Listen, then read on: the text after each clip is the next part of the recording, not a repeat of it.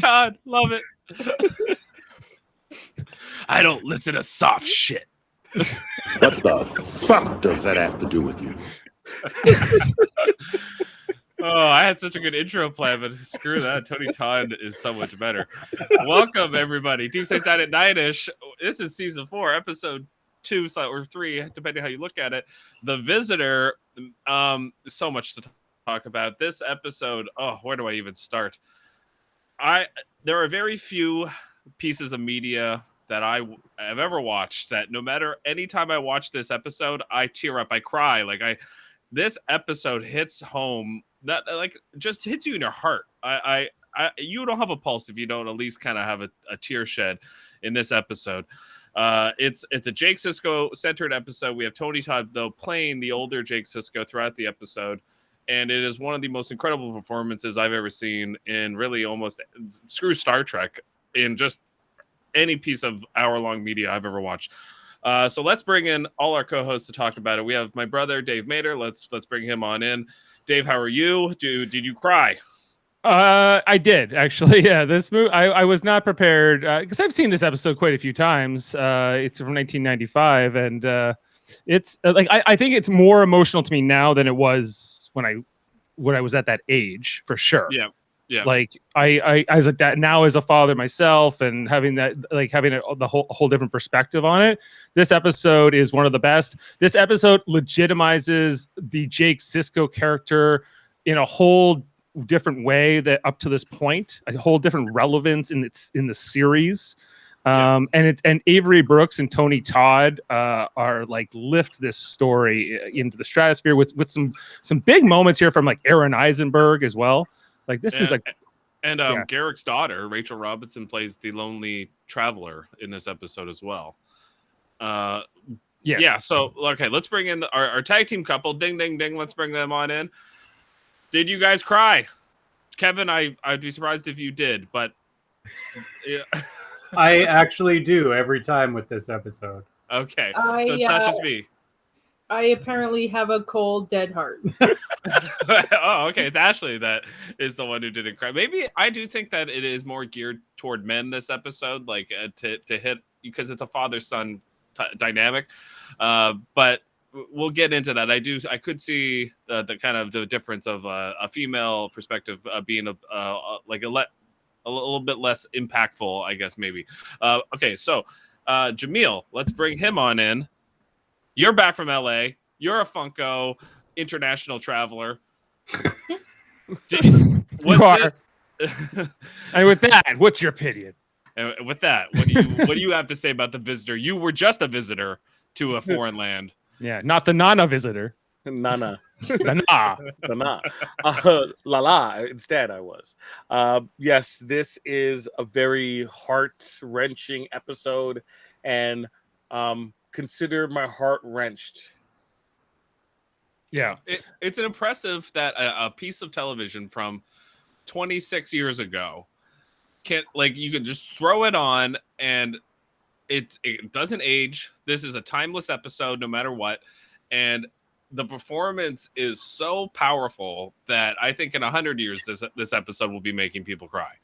That's how just good it is. The writing, the performance, the Avery Brooks, Tony Todd of it all. Even Cyril Lofton does his job in the flashback segments that we get to really connect you to who we already know as Jake Sisko. And then we also get the older, it's kind of like a baby sister to All Good Things in a lot of ways, and we'll get to that. But, we should also give some big credit to Michael Taylor, who was the writer of this episode. This is his first Deep Space Nine episode. He went on to do a few Deep Space Nine, and much more Voyager. Most notably, he did In the Pale Moonlight as his last Deep Space Nine episode that he wrote for the series. He went on to do a bunch of Voyager, and then eventually a bunch of Battlestar Galactica with Ronald D. Moore way on after that. Voyager episodes did he do? Yeah. What was the Voyager. Was he corrupted on Voyager? How do you write Voyager? He did episodes he did Bride of Chaotica. He did Once Upon a Time. He did Warhead, Dragon's Teeth, Fury, Friendship 1. Yeah. So like concept, a lot of concept episodes. A lot of it was with like concept with Brian Fuller that he did too. So a lot of it, like a lot of his, it's co credits with Brian Fuller. Man. He did a lot of the Borg episodes. Looks like he did a lot of the stuff like later on when 7 of 9 came into the show. And then most notably in the third season of Battlestar Galactica. But Counterpoint was one of his big ones where he that's the one where there's all the deception between Captain Janeway and that guy who was like coming in to inspect it, and then he pretends to be a defector, and then like they they're like drinking coffee and figuring out puzzles together or whatever. Anyway, that's a really like deep, like well written episode too. I just think that like just one of the better Star Trek writers, and David Livingston, one of the best Star Trek directors. Also, It's some huge episodes under his belt. Well, I think David Livingston is the guy you go to when you need the emotional impact type director. It's the guy who can really, put a story together and make you cry at the end of it very well. If you look at some of his other episodes, like he did You Are Cordially Invited, Dr. Bashir, I presume, The Muse, Change of Heart, these type of episodes that he directed for Deep Space Nine are not the cinematic battle episodes like we just had in The Way of the Warrior last week. But what we do have here is a guy like he's kind of reminds me of like a Chris Columbus, like a guy who can like shoot you like a Home Alone or something that's gonna make you feel something by the end of the episode. And some good early directing here where we're establishing the home here with Jake Sisko, and like you get the photo, you get the baseball, this is a very like subtle kind of quiet beginning, like you don't know what's happening and you have to sort of put it together, and then you realize that this is Jake is an old man by the end of it. Yeah, first you're thinking, is it Sisko is an old man? Did Jake die? What's going on? And then you see Tony Todd and you're like, well, that's not Cyril Clofton. You're kind of confused, probably, I think a little bit at first. And then you it starts to make sense when, he put, and the first scene is he's kind of putting the thing in his neck and you're like, what's going on? Like, is this their cousin? Is that, you don't know. You're very, like, on first watch, I'm sure a lot of people were like, what is going on? Who is this guy? And then you figure out that it's Jake. And then, so we have this lonely traveler come to the door. That's like his biggest fan. And kind of just says like, it's raining hard. And this is actually, Garrick's daughter, Rachel Robinson. This is Andrew Robinson's daughter. Andrew Robinson's daughter, not Garrick's daughter. Not Garrick's daughter. Well, for the layman, not everyone may know that Andrew Robinson played Garrick. So yes. So what a great job. Thank you, Garrick. So you get a lot of, I think she does a really, really solid job in this episode. Like almost like she really does a great job in setting up the emotional performance that Tony Todd has to give throughout this episode in telling the story to her of what happened to him. It's really at the core of this story. It's very much about, losing someone and having to move on, but sometimes people aren't able to. And in this episode, like, Jake kind of has his father coming back into his life at intermeeting periods throughout his life, and he never being able to let go because of that. It ruins his marriage. It ruins his writing career, and because he becomes obsessed basically with trying to find his dad and save his dad. And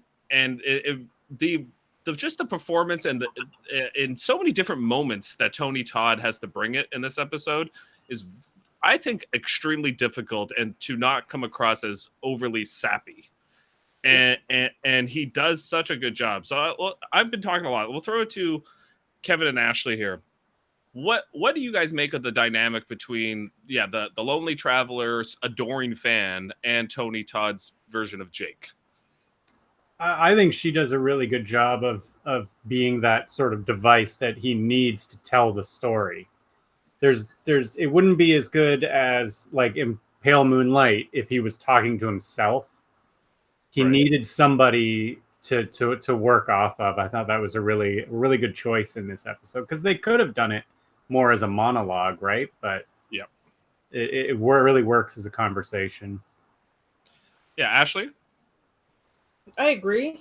I think I don't know if I would have preferred that it was like he had someone purposely coming over. Like, it's weird that in this situation that someone just happened to stop by who was a big fan. Like, I think it would have been better if maybe he had like a new manuscript he was passing off to someone and he's telling this whole story because he needs to get it out before he dies.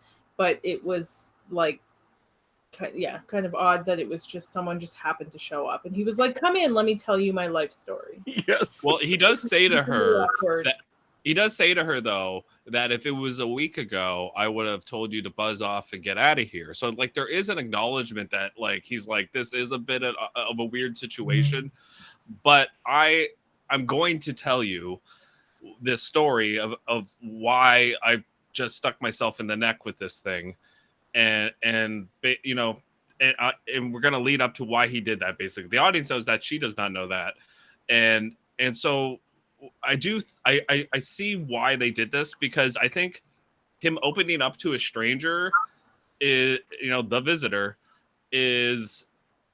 I don't know. It makes it more emotionally impactful for me, because if it was Nog or a Jadzia or you know, Bashir that come to see him, I don't think it would have landed the same way.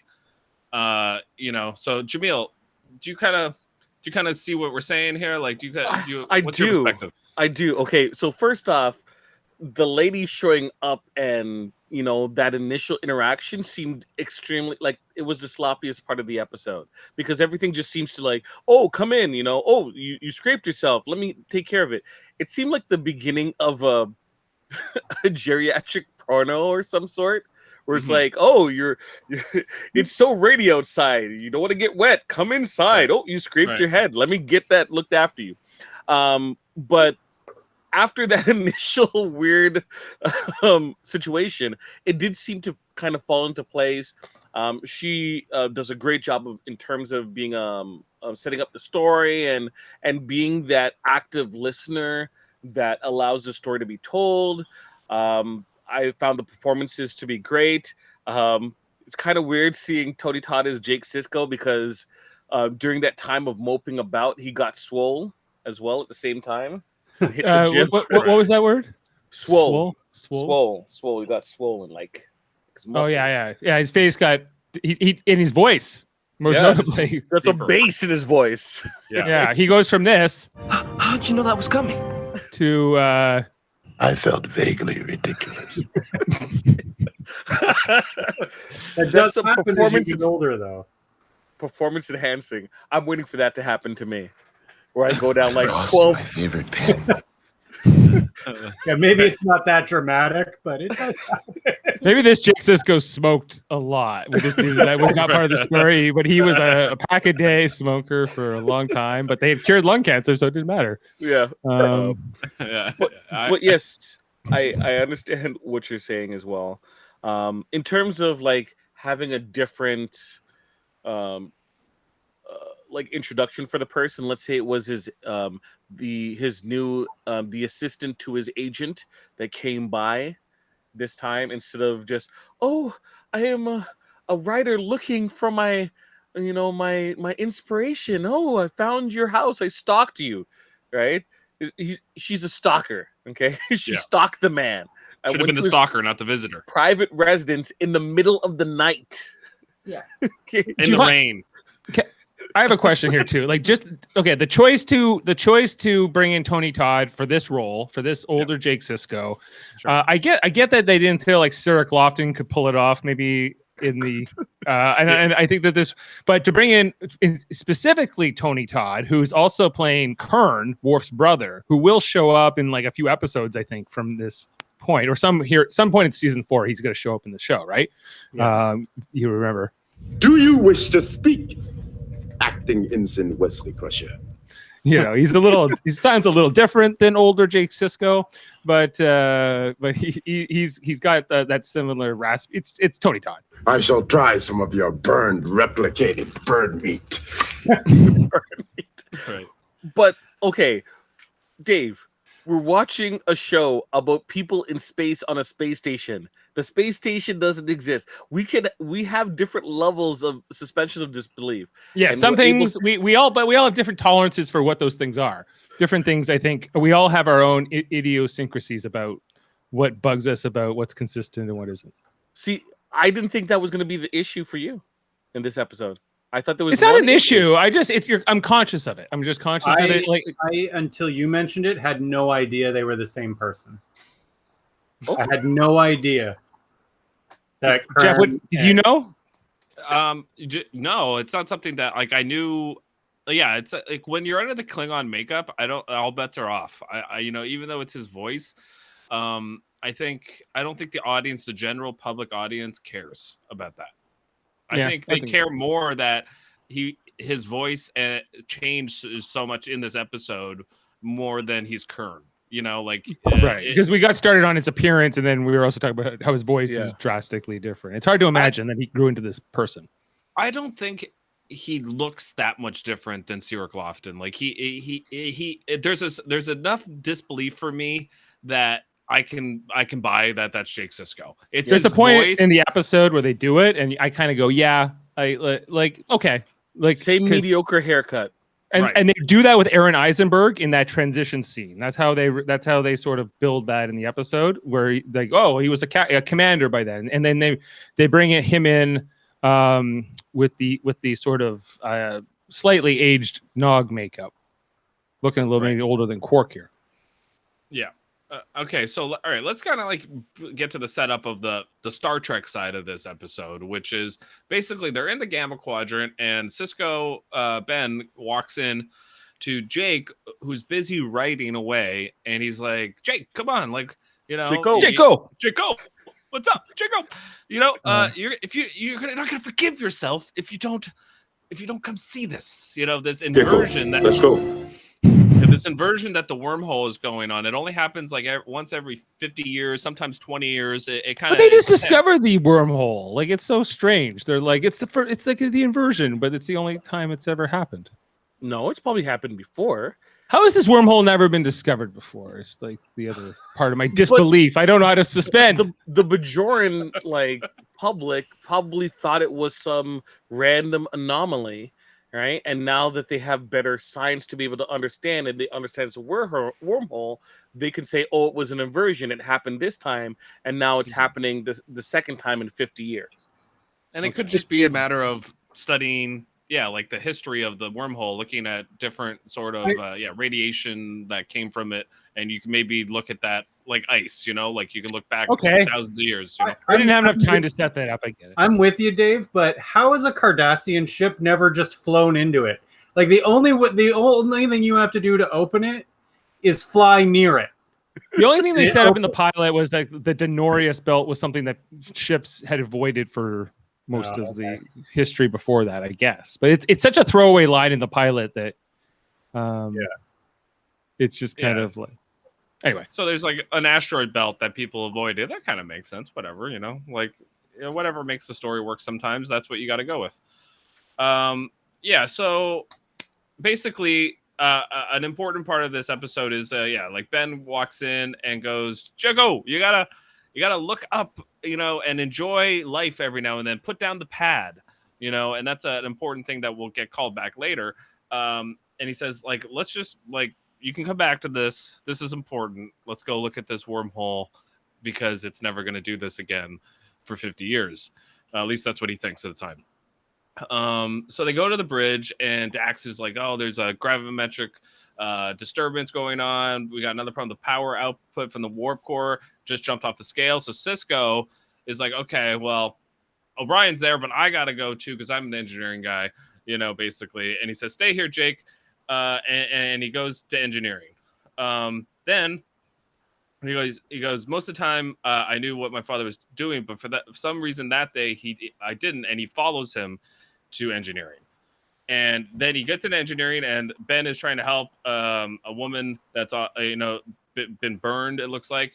And so Jake's there, and Sisko looks at him and kind of just says just gives him a look of acknowledgement, like, "I told you not to come down here. What are you doing?" And it says warning, 40 seconds to a warp core breach, and Jake's helping him. And then this is where the crucial moment happens, where he goes over to the panel and he gets zapped by something something from the warp core, like an electric, almost like an electric bolt hits him, and it completely disappears him, and like he's gone. It looks like it disintegrated him. Yeah. Right. As far as you could tell, right? Either disintegrated or became part of the Speed Force. Yeah. Right. Yeah, kind of like Flash. That's a good point, because it is like a lightning bolt that hits him. I am the fastest man alive. Did you randomly have that? You want to be a hero? Heroes die. Only if you can catch them. But when it hits him, if you watch it closely, it hits Benjamin Sisko, and it does like because he had just fixed it, and he went to hand him like the rod that he just used to fix the warp core. The interface compensator. The interface. That's my big critique of this whole scene, Jeff. I like when he gets in there, he's like, "Are you okay?" And then he sees Jake there after a moment, right? And he goes, "Okay, Jake, I need an interfacing compensator. right?" And then he's kind of like pulling the thing off. He pulls the thing off, and then Jake's like kind of stumbling around like over people and parts. But it's it just looks so like they set this scene up in like 10 seconds. Right, like there's hardly any makeup or effects. Like it looks very clean, and he's like, "Oh, I can't find it. I don't know." And he's like, "Yeah, it's under a dead guy's body." Like he was counting on Jake to find that compensator. It's like, find and we're the ship. It will blow up in 10 seconds. 5, 4. He's like, "Jake, where's that compensator?" You know, normally he's very no one about else it. would have been. No, he was hoping nobody else was going to be dead, you know, but everyone was apparently dead in engineering. Right. He spends a lot of time wasting like just talking to Dax about what's happening on the bridge. Right. And there, you know, he's because the whole engineering crew apparently has been knocked out by this disaster. Doesn't it seem like very casual in terms of like after he saves the day, he turns around, he's like, "Hey, I did it." And then psych. Sorry, Yes, Kevin, you were gonna say. No, I was just gonna say he says it once he gets that interface at compensator, he tells Jake what he's gonna do, and I just think does Jake care? Like, does Jake he doesn't know what he's interface at compensator? Well, I guess he knew what one was because he goes, "I can't find it," and then it was like over by some other dead guy. Yeah, and they never like said if those It was people under were him. okay. He had to move the dead guy to get it. Was he dead or just knocked out? Undetermined. yeah. Probably dead. Probably. That's morbid. Okay, he's alive. He's alive. So, and this is when Melanie, the traveler, the visitor, says like, "Oh, like that must have been horrible losing somebody like that right in front of your eyes." And it's like she says, time passes, people move on, and he said, she asks, "Is that what happened to you?" And he goes, "No." And that moment where he says that, you're like, "Oh crap, this is gonna be a heavy episode." Yeah, the music too. The music and the score in this episode, it's the Deep Space Nine instrumentals, but it's got its own specific theme to it, and it's really amazing. It punches you and it hits you in these transitions between the narration and certain beats in the story. It's really well done. Yeah. So then we kind of get a transition where we see the funeral for Sisko. And again, like the visuals, like to put all those people on the promenade, the way they light it, the way they shoot Cyril Lofton's Jake Sisko, and just like I got a question. Where's Cassidy? She's busy going to Cestus 3 for the game with the guys or whatever they're called. This episode's not about Cassidy, I guess the director and the writer said. Like she's not in this story. We don't know if it's working or not. She's delivering some of Eddington's tomatoes. Yeah, exactly. Okay, my question was that in this funeral scene, you notice here that he's like, everyone said some words about my father, about what they remembered about him and stuff, right? We see Worf goes up, right?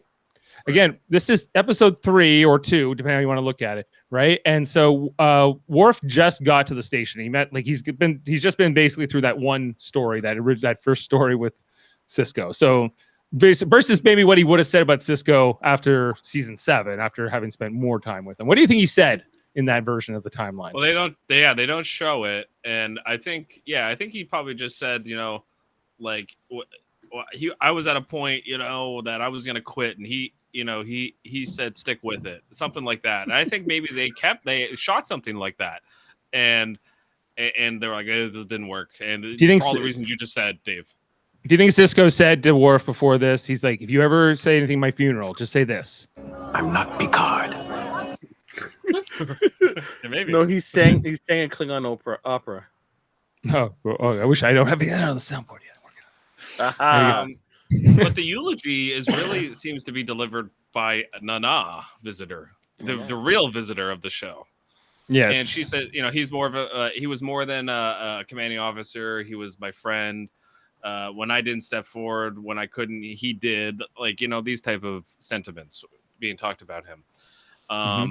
And it's destroying Cyril Lofton's version of Jake, and they're concerned about him. Nog is like, look, I booked the Hollow Suite for 3 hours, and there's this big party going on, and Quark is like saying, oh, all right, go on the house or whatever. He's like, do it before before I decide not to. Basically, even Quark is feeling bad for Jake. Even Quark. Yeah, even Quark.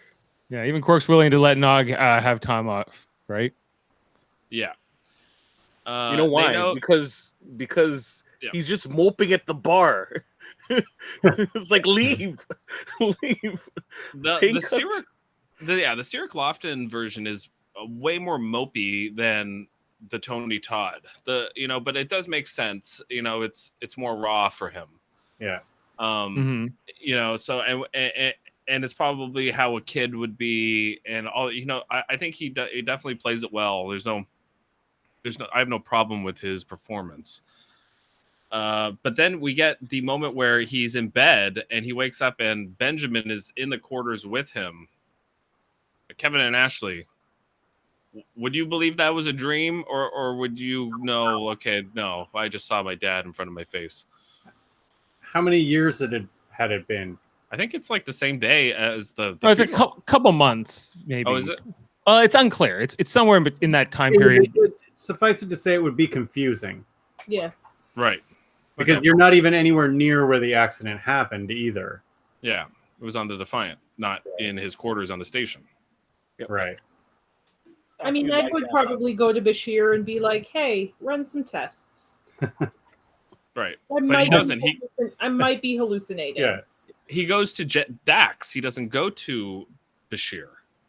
And he calls Dax his dad's closest friend in this episode as well. Tony Todd does, actually, when he's telling the story. Yeah.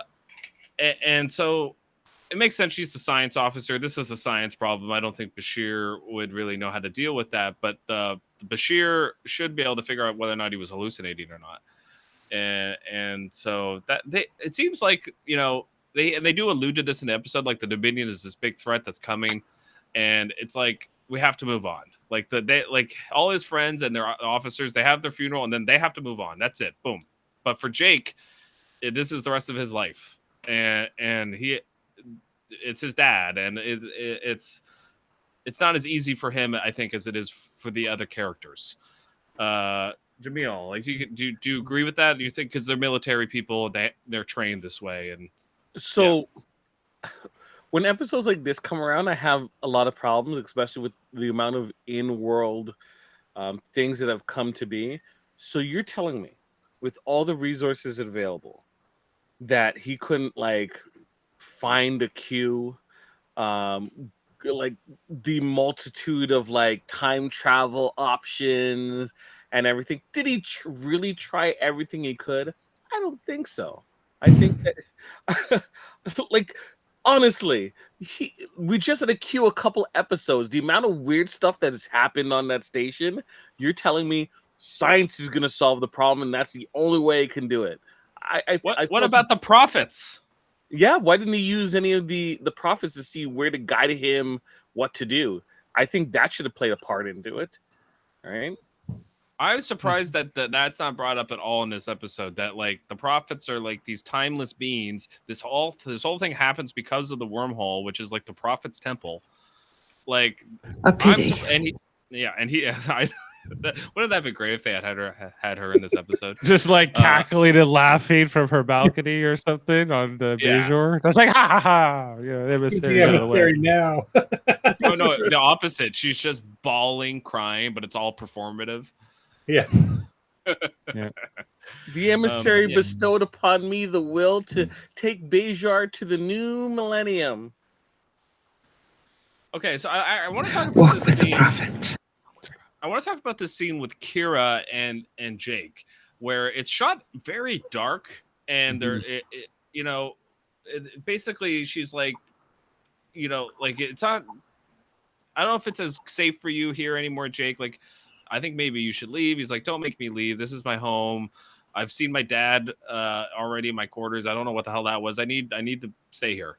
And she's like, okay, but when I tell you to leave, like, this is your time to leave. Like, Ashley, what did you make of this scene? Did you like this scene? Like, did it stand out for you? I feel like that scene should have been him and Dax. Yeah. Do you feel the same way, Jaemeel? You're right, because the relationship between like Kira and Jake isn't something that's well established, and you already see the crush on her. He was horny for her. Remember? yeah. So even more reason so. Whereas you see with Dax, just moments before, you see Dax literally mothering the dude, right? It would make more sense to have that type of conversation. Especially with Dax reappearing later on in the episode. Yeah. Yeah. If Dax was like, your father would have wanted you to go, wouldn't have wanted you to stay on the station. He would want you to go and live with your grandfather. And like, I feel like it makes more sense for Dax to be talking to Papa Cisco rather than Kira. I wonder if that scene was written for Dax, and like again, we've talked about this on this podcast before, but they seem to trust Nana Visitor's acting chops more than they do Terry Farrell's. And when it comes to a deep, impactful, emotional scene, they usually go with Nana Visitor over Terry Farrell. And I do think that that's a part of maybe why Kira's gets the scene. I also think it's because she's kind of in charge of the station now, and it's the whole scene's about whether or not he should stay or should he go. What is the power structure of the station after Cisco's gone? Too is also a curious thing. But this whole timeline, I think, like we can have just like maybe a tangent about what happens in this alternate timeline versus what will happen in this show afterwards. Maybe it's a better timeline where apparently it's a timeline where the Dominion War never happened. No one tell Nog that if Jake had lost his father, he wouldn't have lost his leg. Right.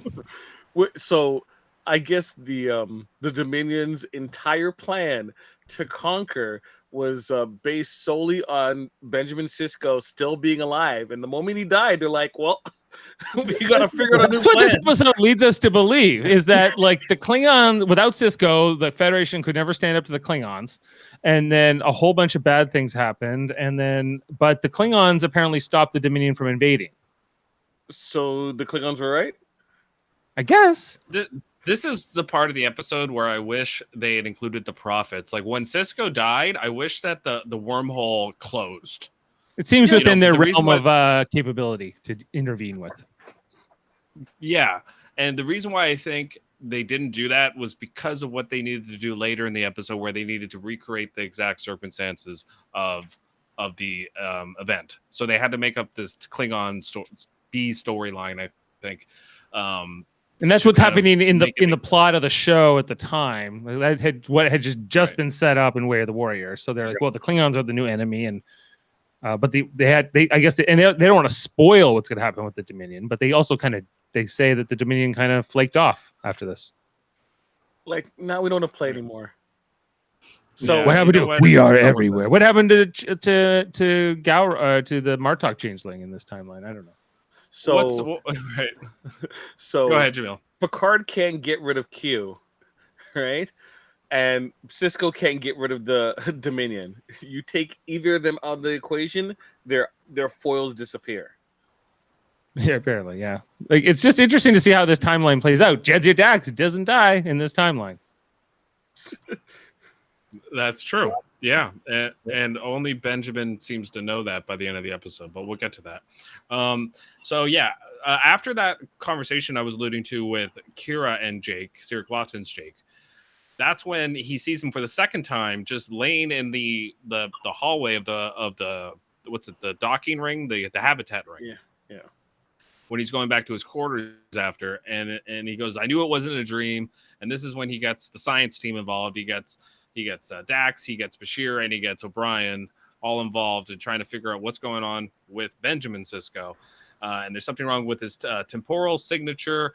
I couldn't understand everything they were saying, but something about his temporal signature.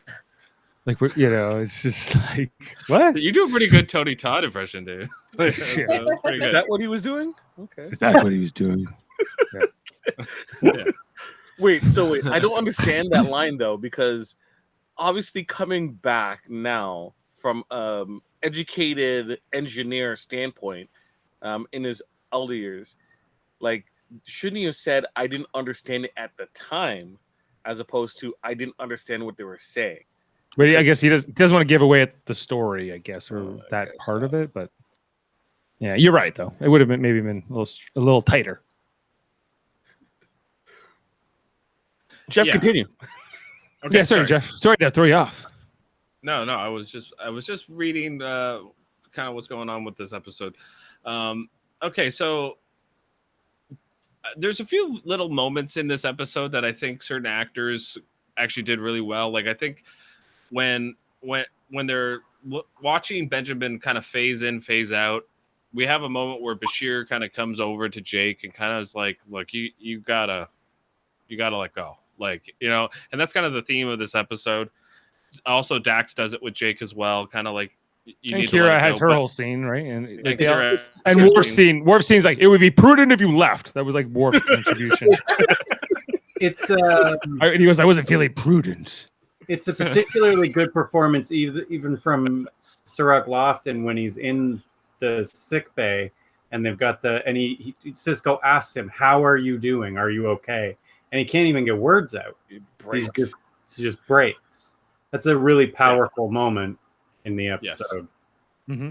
Absolutely, and I think Sirk Lofton could have pulled off the emotional stuff that Tony Todd does, but I don't think that he could have pulled off the narration the same way.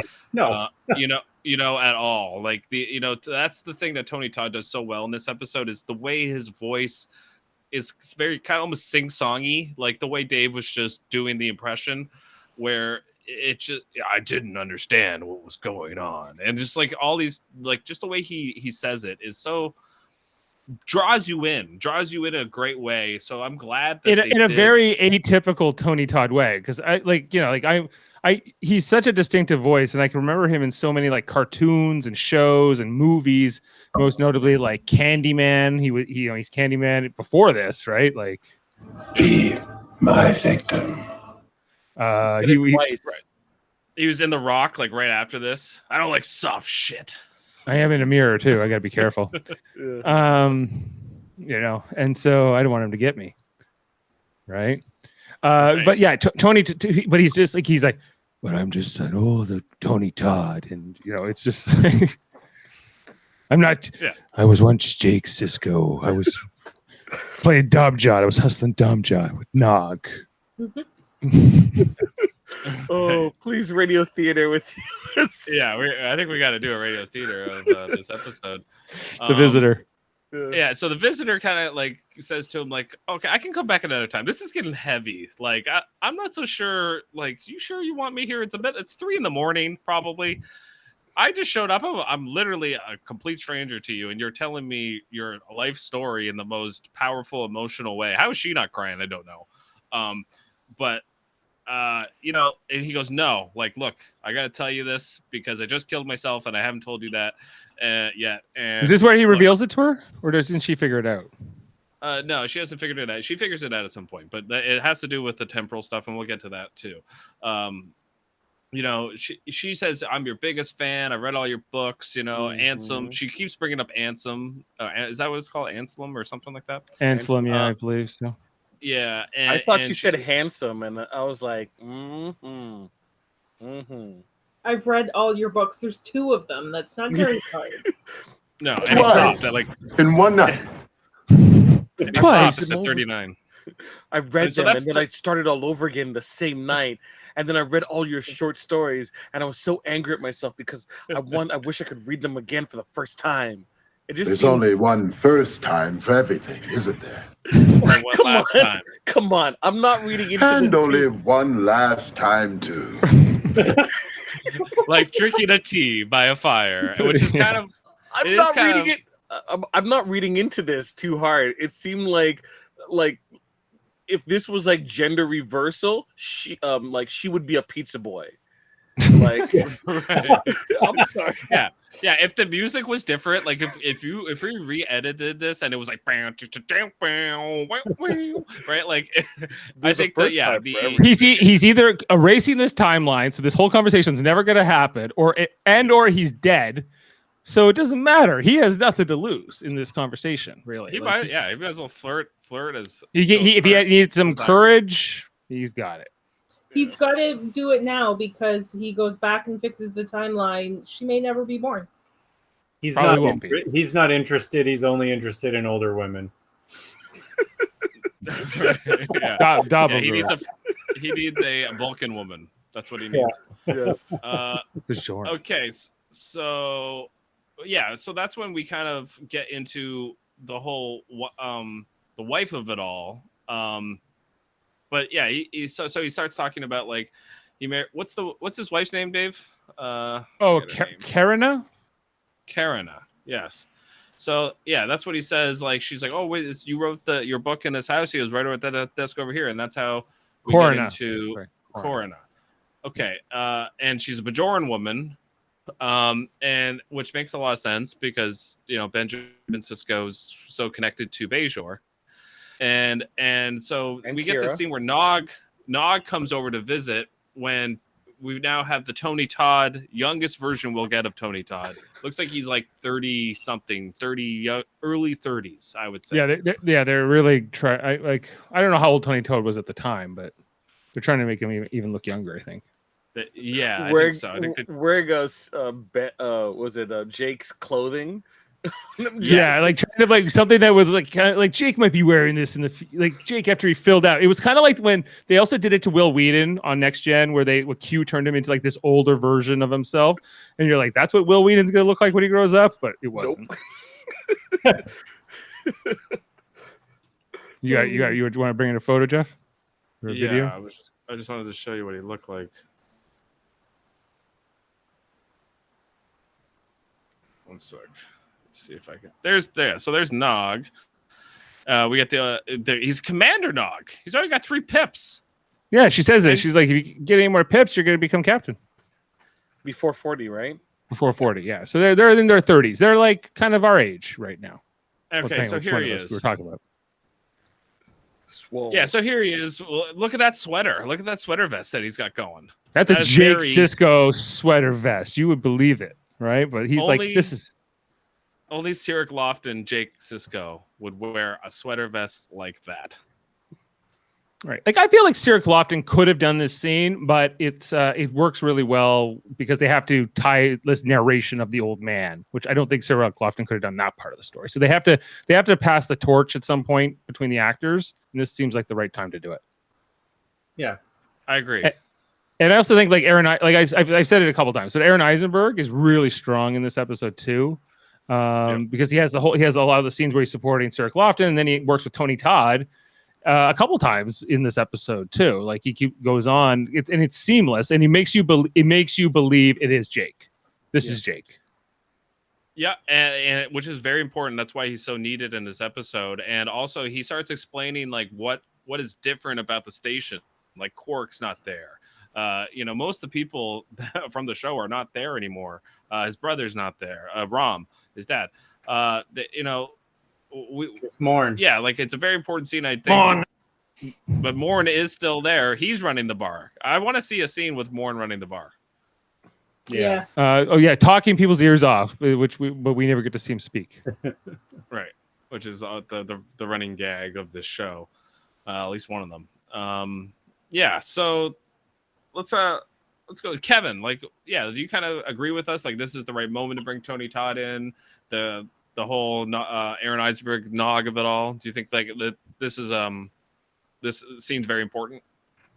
Yeah, it is, and I like the introduction of his wife as well. Like that, he did start to move on with his life, and you see it in the next scene with Cisco. That Cisco is happy that he's moved on and that he's doing things, and that even Jake is happy to introduce his wife, and it's a very different meeting, this next one, because he's moving on. Right.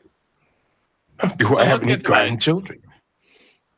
So let's get to that. Yeah, we have Karina come in to say, hey, like, stop writing. He's kind of doing what he's doing at the beginning of the episode, like frivolously working. Nobody is able to get to him. You don't want to stop, he says, when you're working this hard and everything's going well.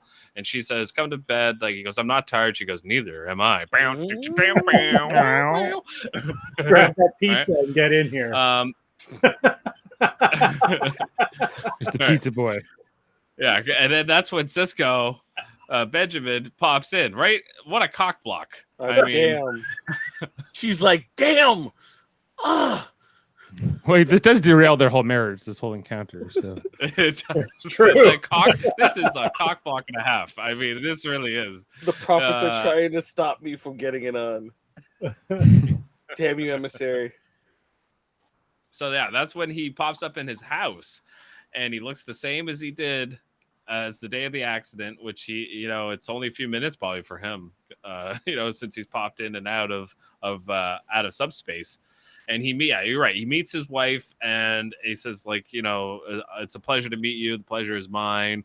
Yeah, he's very happy for him. Like he's like, you're doing it. You're living your life like any proud parent, I think, would be. this is also the first scene between Avery Brooks and Tony Todd as well that they'll Right. have throughout this episode, right? And he has to, okay, you're Sarah Clofton now, or you're the next extension of my son. Well, this is the scene for me, Dave, where I feel that Tony Todd makes me believe that he's Sarah Clofton's Jake. It's the way he's looking at his wife, the way he's looking at him. He's super happy to see him, whereas every other time he sees his dad, he's pretty much upset. But he has that look in his eye that Sarah Clofton does when he's excited or happy. Like, and I don't know. That's the scene. This is the scene that really gets me and really makes me believe that it's him. Okay, so so like the dynamic here between Tony Todd and Avery Brooks, Dave. Yes. What works for you the most with this dynamic? Like what? Well, what it's a lot draws like you in? It's a lot like what Aaron Eisenberg also does. It's just like, hey, it's Jake, right? And like they know that they have a bit of work. They're asking the audience to make a bit of a leap here, I think, too, in this 40 minutes because Tony Todd's the guest star of the episode. But it's also it's really strong. I think that Avery Brooks is it's a very the way there's even the way he hugs Jake at the end, puts his face up against his side of his head. I'm like, okay, it's just there's a certain style to Avery Brooks and how he approaches some of this emotional stuff. Musician. Yeah, he's a jazz musician. Yeah. My sweet boy. Yeah. And I just think that it's like he's just so excited. Although on the rewatch, I kind of felt like there was no that the Starfleet officer part of Cisco was completely absent throughout the story. It was all focused on Jake, right? It was all he was never worried about whether he was able to, if he could help or if he could help think his way out of this. It was never even a question. It's like either they'll figure it out or they won't. Either it's my time or it's not. Jake, what's going on with your stories? You're right. That's exactly what he's doing. I feel like Picard would have been like, "What's going on here?" Yes. There are 4 lights, right? So I agree. But that is, I think, a difference again between a Picard and a Cisco. I think Cisco realizes that he's, after the first couple times popping in and out of subspace, he's like, I'm screwed. Like, you know, like I think he accepts it very quickly in the sickbay scene that we have on the station. Like he realizes this is not a good situation. Yeah, he's like, okay, I'm being sucked into subspace, am I? I don't know how to fix that. You got to either. remember too, though, for him, time isn't passing, so he hasn't even really thought about any of this for any length of time because he doesn't experience That's true. time Yeah. passing. So it's a little different. Time moves differently in the Time Baron's authority. Yes. That's right. Okay, so we're where were we? Okay, so yeah, he this is when he becomes obsessed. This is what literally ruins their marriage. How awful, I was just thinking, like, how awful would it be if, you know, yes, there was this terrible accident, yes, you knew your dad was stuck in subspace, but you'd gone like probably 10 plus years without seeing him, and you've moved on. You know, like you've got this wife, you're building a family, you're writing, you're building a career, and then all of a sudden he pops up in your living room. How hard would that be to not become obsessed? To just put, like, I think that's also part of like why they focus on his writing and being obsessed with writing a story. This is the story of his life and the story of his relationship with his father. And I think that obsession just transitions to that instead of his writing. And that's the question that he's answering to the visitor throughout the episode. Why did you stop writing? Well, this is why. And so, again, it's super powerful. Like, at the age of 37, he goes, like, all right, I'm going to go learn subspace mechanics. Everyone else I've gone to doesn't know what the hell's going on. I'm the one that's going to have to figure this out. Right? Yeah, Dax, with all her degrees, couldn't figure this out. But Jake's going to figure it out. He's going to go back to school. Yes. But she's old. She's 300 years old. She was always old, like, from the minute she got on the show. Well, do you think the newest Dax after this Dax didn't move on? Or I don't know, like, priorities change. This Dax? Priorities change. Okay, my issue, I thought that was going to come up, and you didn't mention it. I thought you would have an issue with the uniforms. An issue? Yeah. The issue is that they're the exact same uniforms that they wore in all Good Things. Why would I have an issue with that? You don't have an issue with these uniforms? I have zero issue. Why do you have an issue? Because they're terrible. Well, it's not my favorite version of the Starfleet uniform, but I thought it was a smart move to be consistent. It's also what they did in the Voyager futuristic, future Nog scenes looks that they like did. he's back to It's not what they ended up. But actually, no. The uniform that stood out more was Nog's, because this is not what they would have been wearing in like the 23 or in 2389 or whatever this year this is supposed to be. Retro Day. But the one he's It was Retro Day. and he looks like a cadet. It's gray. Yeah. Who? Yeah. No, well, it's red. It's red, isn't it? is it red? It's red on the In this picture right here, he's wearing like a captain. He's wearing like a next gen. No. Dave, on the bridge when they go On the when they go to bridge, he's a recreate the accident. Yeah, he's wearing this style uniform. Later, I don't have a picture of it. It's red with a black. I have. Actually, it no, if I you do. want. Actually, I do have a picture of it. it's all red. Okay. He looks like Red Squad. Red Squad. Red Squad. Red Squad. I got the red. He's got the red Ferengi hat thing. Well, he always says that. Yeah, he likes But to yeah, the match. Pip He's Star- like me. He likes to match with the hats and the colors. Dave, what do you prefer more? These uniforms or the movie like Star Trek First Contact, or is it Insurrection uniforms? The gray shoulder pad ones, the ones you hate. I don't love either of them, but I'd say I prefer maybe the gray shoulder ones, I guess, overall. I like these ones more. Yeah, like I don't I liked when they did Picard that they tried to stick with it a little bit. They kept the same communicator style for this 2380s and 90s period that they were trying to go with. This is I think that it was very nice that they were very consistent with what the uniforms would become at a certain point. Just doesn't matter what decade. But they hadn't envisioned the First Contact uniforms. What do you say, Sorry? Kevin? We didn't get that. I said it doesn't matter what century you're in. The 80s just sucks for fashion. That's true. I think maybe that is a joke. Like, it does kind of look 80s-ish, and maybe that's the joke. Like, oh, it's going to be the 80s, like when we go in the future. Like the What's the late 80s, early 70s is the 90s. best time for style then? It's better than the 80s. The 60s and 70s, I guess. Okay, what did you make of Jake Sisko, Tony Todd's future getup? He's wearing like this brown kind of look. Very of a Jake. picture. Very Jake. It's very Jake.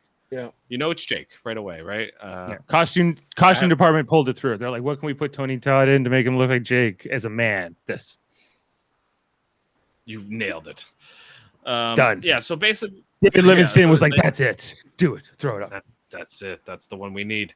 Apparently Tony Todd's Jake is the one that designs this new subspace flux isolator. So in the original scene, it's Sarah Lofton getting the flux isolator. This is a subspace flux isolator. It was an interfacing compensator. Jake, I need an interfacing compensator. Lord. He made a new kind of compensator. He made an isolator. Okay. So he's designing it. He's got Dax. He's got Bashir on this mission with Nog.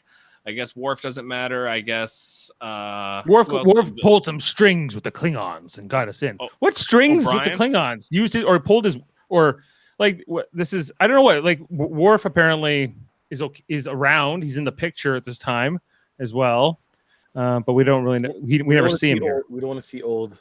We only Where's get O'Brien? cranky old Bashir and cranky old Dax. But Can we assume O'Brien's dead? Because I mean, the amount of O'Brien must suffer that we see on the show. I mean, it had to have caught up to him. But, they said he was at the wedding. That was the last mention of O'Brien. And then after that, Keiko slowly poisoned him with her plants. And now she's on Bajor with Sabar. With Sabar. What's Now I have to quickly get up to that one. Where's that? Go ahead now. Go back to Bajor and your plants and Sabar.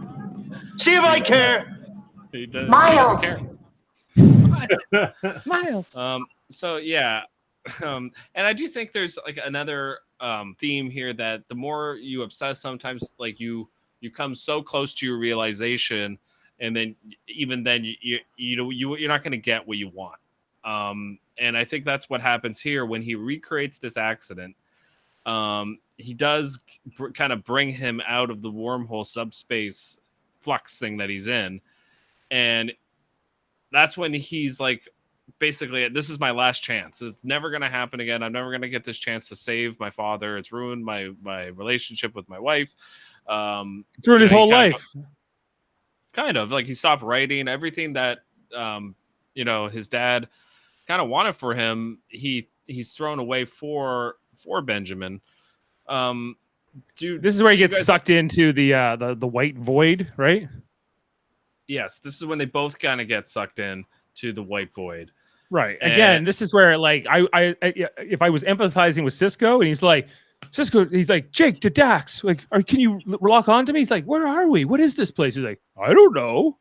Jake's like, Sisko's like, whatever, man. They'll figure it out or they won't. And like if I was Sisko, I'd be like, this is clearly important to you, Jake. I'm going to at least pretend to care about this a little bit more than I'm doing. But he's like, what's going on with the writing? Where are the grandchildren? What's going on, man? Yeah. Talk to me. Have a Snickers. He seems like, he's like, talk to me, open up to me. This is one of my favorite scenes because this is the one where Sisko does realize he's ruined his son's life. Yeah. And that he's devastated by that. He can't think of anything else because his son didn't live the life. His first question wanted. Yeah, like his first question is like, how long has it been? And he goes like 14 years. And he goes, whoa, like he's processing the information, but it's like you're right, Dave. He's kind of like, I don't know, man. Yeah, he's almost like he's a little spacey throughout all of these little visions. He's like, Jake, what are you saying? Right. Yeah, so he goes, look at you. You're older than me. Yeah, before he wasn't. Before Tony Todd was definitely younger. I think too, once he realizes that so much time is going past, he does give up because he wants his son to live his life, and he doesn't know that, if they fix this, he's going to go back to where they started. He's going to think if he gets out of subspace, it's going to be now, and his son's life is ruined. I also have an issue in the fact that Cisco should not be putting undue pressure on his son to have grandchildren.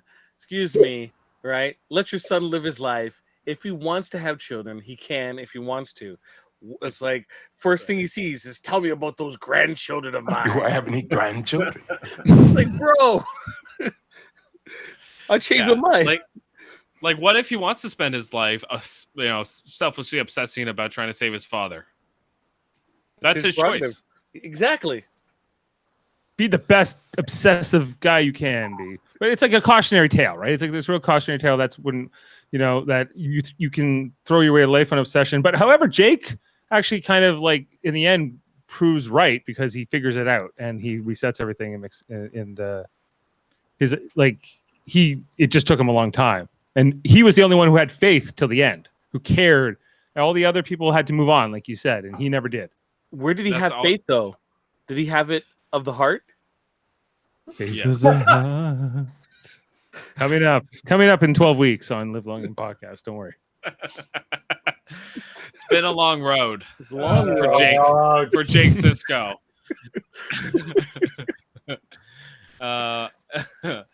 So yeah, like you're right. He says he gets him. He kind of sits him down. Like when they're in the white void, he goes, "Promise me you'll make a better life for yourself. Stop worrying about me. This isn't for your job, right?" And he goes, "Promise me," and then he disappears. So he doesn't actually promise him. So I think that's also an important thing here. That I think you're right, Dave. I think sometimes it's the man of science versus the man of faith whole argument that we get in Lost. It's a little bit like he was John Locke, or he was more like the other one, Jack. He was more like Jack Shepherd and became more John Locke. You have to go back. We have to go back. We're gonna go back.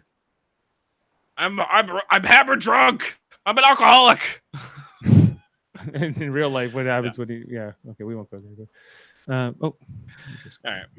Again, another time travel loopy crazy story. So maybe some parallels there as well. So then that's kind of when we kind of fast forward to this whole moment with the visitor, and they're talking. Like, this is when she kind of figures it out. Which this is my one problem with the episode, when she basically figures out that he's coming back. He's coming here, isn't he? She asks him, and he goes, yeah. And she goes like, she kind of says to him like, okay, like she kind of figures out like what's going on. Like he's going to kill himself, and that's going to kind of be the end of his story. And in an attempt to try to reset things. Right. And like, this is my one problem is like, shouldn't she kind of put two and two together that's going to try almost ruin the space-time continuum? Like that's going to like the whole timeline. No, she knows nothing about subspace mechanics, presumably. So I don't think she knows. She understands what even if she does cutting the cord's going to mean for her specifically. Even if she does know, what's she going to do about it? Don't die. Well, a kind of cool moment in this episode would have been like if she just pulled out a phaser and shot him before his dad showed up, or something like that. Like she tried to kill him. That would be like the dark, like Twilight version of this episode. Like when he comes back, I'm gonna die, and that's gonna reset everything. Like it would have been like how it should have ended version, like from YouTube, but it would be like this, and then she just, but that means that all my existence and everyone I've ever known will probably not exist too, right? And then the end. No Dominion War ever happened. Cisco's dead. We're moving on to next week. Yeah, and Bashir was just would go on to talk. He would just go on to like razz Dax about her coffee. Dax isn't any good to anybody these days without a cup of coffee in our hands. What bad thing happened besides Cisco dying? Nothing really that we know of. Well, yeah, I mean, we didn't get a lot of time to figure out what happened in the entire universe, in this timeline. But but there was no like other negative consequences of this timeline, other than like I guess the Klingons took over Deep Space Nine. So And the station is like run down. It sucks. So to avoid a war and the massive amount of lives, Trillions of lives. Trillions of lives that lost during the Dominion War, all it took was a loss of one space station and one Starfleet officer. That seems self-respect. Self-respect. That seems a pretty good price to pay. I take that. I can live with it. I can't live with it. I can live I with it. can See, live with it. I wonder if Benjamin Sisko had been let in on those facts, you know, that like there is no Dominion War, and if he kind of could see the future or certain things, like would he have? If been only the more, prophets would have intervened. If only. Yeah, it's only like he has a bunch of time ghost gods on his side. You think the non-linear aliens that he's pretty tight with, and he's their sort of messiah for, or maybe they did. Maybe they did intervene here. Who's to say? They probably knew the outcome. Maybe they did. Yeah, maybe like of what that's was going exactly. to happen, so they let it play out. Yeah, they're like this universe has like, you know, stuffed crust, you know, pizza that just takes over the galaxy as a thing. They're like, we might as well let Dominion War is worth it. Let's go with it. Well, yeah, that's just like in retrospect, like that seems to be like when you look at this story and what this whole, if you look at the whole show compared with the whole show, it's kind of a very interesting peek into an alternate timeline where it was very, very different for a lot of people. Yeah. Yep. Right. Okay. So then we got like a really great scene here where Tony Todd kind of like they're saying goodbye to the visitor Melanie, and he says to her, "Promise me one thing that you'll keep your head up, that you'll open your eyes, that you won't basically become me, and you'll enjoy life, and that's the one thing I'm going to impart onto you as you are leaving here, seeing as you've been here all night and it's now morning." She kind of gives him a kiss on the cheek and says goodbye and says it's been a pleasure meeting you, and he says the same thing to her, or it might be reversed. And so that's kind of the end of that, and then he goes and sits by the fire and kind of waits for for Benjamin, his father, to show up, and that's when he falls asleep in the chair, and Ben shows up. He's holding the baseball. He's just like Jake's sleeping, old man Jake. Hey, Jake. Hey, Jake. Yeah, he's just watching him. He's like, yeah, this is great. He's I don't have to listen to him talk and obsess and I realize I've ruined his life. Maybe I should wake him up. Maybe. So yeah, he wakes him up and he goes, "I've been expecting you," and he goes, "I don't care. I just like to see the sun, and I'm glad you're in this house and you're still here." And Do I have any grandchildren? He's like, "Where are the grandchildren?" Is Jeff frozen? Looks like it. Yeah. He's just thinking very intensely. Oh, it started to move again. See? Oh, sorry. It was deep in thought. Yeah, I know. I froze there for a second. Yeah, he says, yeah, he's got the manuscript and of his. He's like, I can't tell you how great it is that you've gone back to writing. And he says, read the inscription, and he says, to my father who's coming home. And he goes, I don't get it. What's that supposed to mean? And he goes, like, oh, I killed myself, because then he finds the thing. Jake, and he realizes no! what's going on. Jake, no! Jake, Yeah. no! Yeah. He goes, and then he explains to him, I've been dragging you through time like an anchor, and now it's time for me to cut you loose. And he goes, Jake, what are you saying? No, you have many Jake, years what ahead. are you He's saying?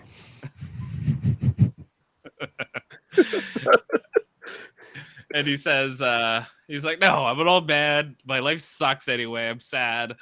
It's the right time. And you go, you have to be here when this happens. If I'm going to die, I might as well die resetting the timeline. For you and for the boy that I was. He needs you now more than you know. Now, here's the deal.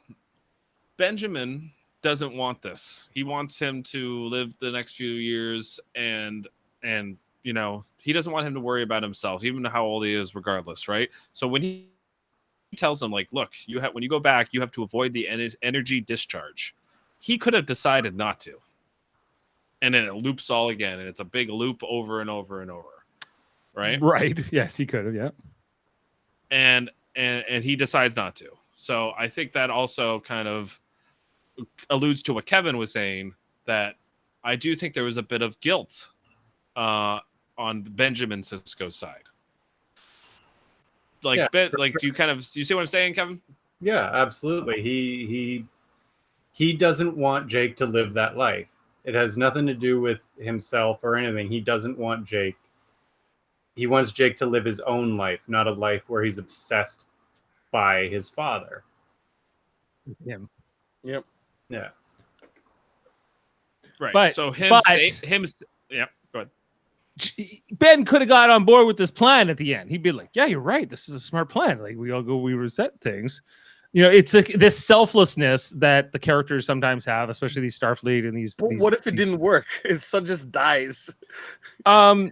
I think that I think it was worth the risk. I think that you had to have some faith in what Jake was saying. What are you gonna lose? It's like he was so old, he was gonna die like any minute anyway. You know, it wasn't so. But what if he hadn't been snapped back? but What if he was just Sisko didn't go back to subspace, but also didn't go back in time, and now his son is dead, and we go forward from there. Right, was just there. This leads up we to go in forward. 2450, right? So this is like this is almost 9 or 80 years after like where we start. Yeah. And so yeah, it's a good point. Like, is He's there an 100 years alternate old, timeline? Jake Sisko, at this point. Okay. Is there an alternate timeline when Benjamin, just kind of like is in that, like, he's just hanging out in that house. He's like, well, this is kind of cool. Like, he's dead, but I'm back, and he has to live his life I from do like that this. The point other on. timeline where where Um, Sisko just was dropped in this alternate timeline where the Trying to Dominion find were the never- young Dax. There's these young girls that just pop by all the time. I like this house. Yeah, he doesn't have to worry about Cassidy Yates. She's long gone. He just New starts Dax. pretending he's actually Jake. Uh, Yes, I did write that book. You liked it? Come on in. He takes over the Sisko's restaurant and he gets back to Papa Kush. Yeah. yeah, he's Jambalaya and he's paprika. spicing Hungarian food in New Orleans. I love it. That restaurant's still there. It's still called Sisko's. Yep. Okay, so he goes back to the moment of the accident and he saves Jake both from this horrible life and the energy discharge, which I think is a great metaphor. And he goes, like, how do you know that was happening? He goes, he doesn't answer him. He goes, you okay, Dad? He goes, I am now. And he does like the whole He's kiss like, I on am the now. forehead And Jake's thing. kind of like, this is kind of weird, but okay. He's like, okay, I'm gonna go back to writing. Okay, see ya. How'd you know that was coming? How'd you know that was coming? Yeah. He went from that So- to like, I lost my favorite pen. I lost my favorite pen. Right. So I think that is it for this episode, guys. But we will go into the fun facts. So we're not done yet. But that's kind of it for the majority of the plot and the story. Anything you guys want to add before we get into fun facts? Kevin and Ashley, we'll start with you guys. Or yeah, sure, why not? No, I don't have anything to add. I think we've covered it. Yep. Good. Same. Anything you want to plug? Any Twitter, Instagram? Nothing. I've been baking bread. Okay. Jameel. Enjoyed Breaking that. bread. I want to hear more about this bread stuff. What kind of bread is it? He did I got something to say. Okay. Go. Dave, What? go ahead. What did Sisko put in his official report after this? Because we don't really, there's no aftermath to this story. The story kind of happens and it's never really referenced again, right? Like, so by Sisko or Jake, it's presumably talked about, or he would have put, like, as a Starfleet officer, he would have been obligated to talk about this experience. That You he can do went whatever through. you want to. He's a Cisco. He's the Yeah. Sisko. I don't think he did put anything in his reports. Cisco has a lot of secrets. I think there's a lot. This is an I incredible think incredible there's- scientific thing that happened, though. Yeah, but he wasn't really a part of it. It's Yeah. not like in the pale moonlight. Yeah, He's it's not like in the pale- obligated. He's not obligated. But it's Cisco. I don't- think there's a I think lot. it's to Cisco, leave and out. we At the end of Pale Moonlight, he deletes we it. already know Yeah. that Yeah, he deletes it. Like we already know that he's okay when it comes to personal decisions like this. That he's okay with, because if he did put this in his report, Dave, guess who's showing up? The time cops. The Mulder and Scully guy. Yeah, that's Yeah. who's showing up. Picard would not approve. The first duty of every He's not Starfleet prepared. officer is to the truth, whether it's scientific truth or historical truth or personal truth. Can you play the clip? I'm not Picard. Thank you. He's not. I'm not Picard. Exactly. It's just I would a little more never, loosey-goosey with the ever. rules. Yeah. I rest my case. I think he would have left it Well, out. of his actually, okay, blog so we haven't talked. Actually, I think we should.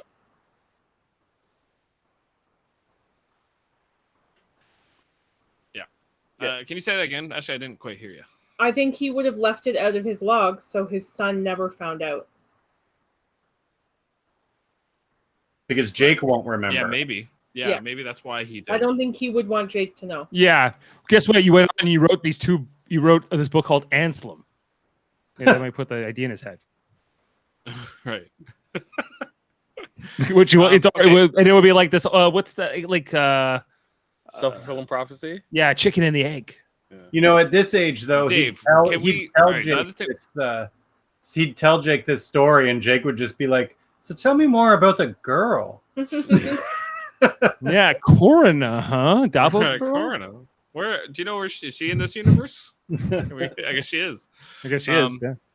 Yeah. Dave, can we talk about the parallels between this episode and All Good Things? I think you're the guy to ask about this because that's like your favorite episode, maybe, of Star Trek. Okay, it might be. And so, so the parallels are pretty, obvious. That we have basically instead of Picard, though, instead of Benjamin Sisko, the captain, going through time, it's kind of more Jake. Like yes, it's a little bit different, but do you think they are kind of like sister episodes? Do you think they played on All Good Things and they really kind of wanted to use that universe? And do you think that these two stories also are in the same universe?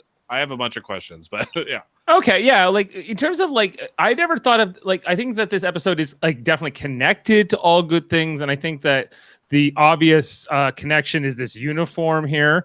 I think this idea of what was to come in the years after Next Gen and Deep Space Nine and Voyager. So they were trying to have something kind of consistent through those things, and when they were looking ahead. But I think that the episode that reminds me more of All Good Things is actually Endgame, which is the Voyager finale, which is more similar with the old Janeway coming back in time and bringing the technology and all those things, and trying to undo a future that would be not looking so well. In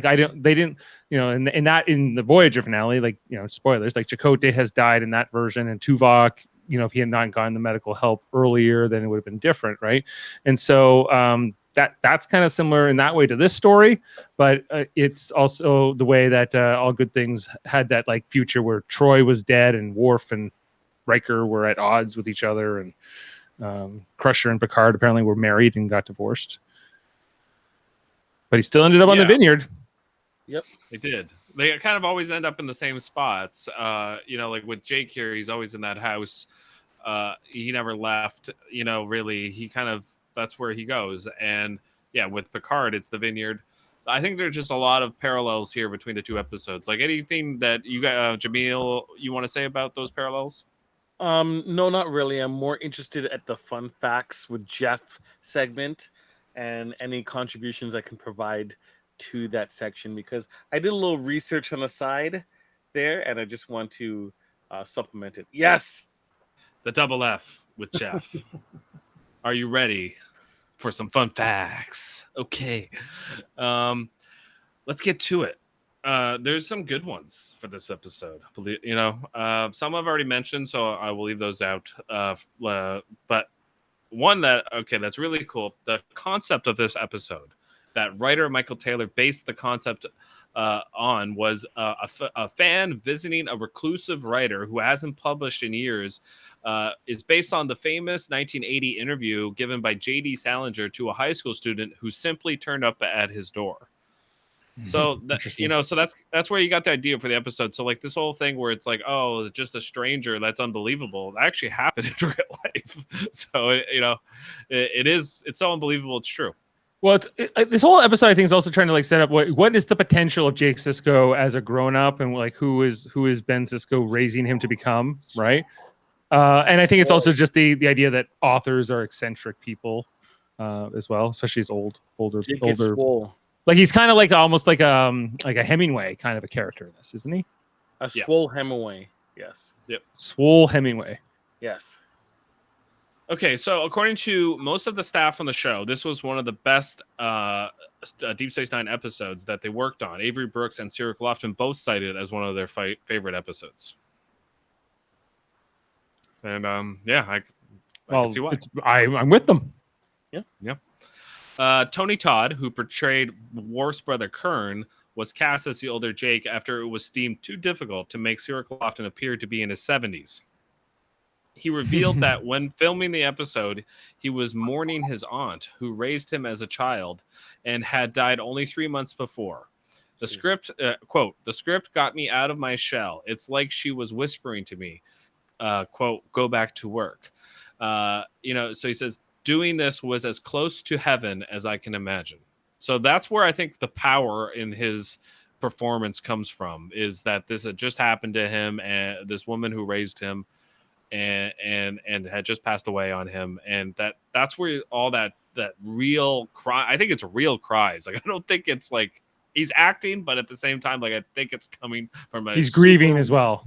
Yeah, like it's coming from a super real place, and I think that's why every time I watch it, I tear up. I can't not, So, and I think it's because of him.